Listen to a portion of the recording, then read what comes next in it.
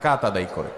জাকাত আদায় এটা ওই ব্যক্তির উপরে ফরজ হয় যার 595 গ্রাম রূপা কেনার মতো টাকা থাকে। 52.5 তোলা ভরি গ্রামে কনভার্ট করলে 595 গ্রাম রূপা হয়। এই পরিমাণ রূপার মালিক হয়ে গেলে জাকাত ফরজ। আজকাল এটার দাম, বাজার দাম 60 থেকে 70 হাজার টাকা, আনুমানিক কম বেশ হতে পারে। এই 60-70 হাজার টাকার মালিক না এরকম লোক এখন হারিকেন দিয়ে খোঁজাও পাওয়া কঠিন, ঠিক না বে ঠিক? অনেক রিক্সাওয়ালাও কষ্ট মষ্ট করে 60-70 হাজার টাকা জোগাড় করছে, কি করে নাই? বহু লোক আছে, অনেক কাজের লোক, শ্রমিক মানুষ, সেও 60-70 হাজার টাকা জোগাড় করছে।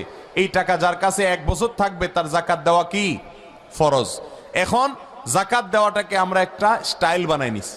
বড় লোকরা জাকাত দেয় শাড়ি লুঙ্গি, দেখছেন আপনারা? কি দেয়? শাড়ি লুঙ্গি দেয়। শাড়ি লুঙ্গি দিয়ে জাকাত দেওয়ার মানে কি?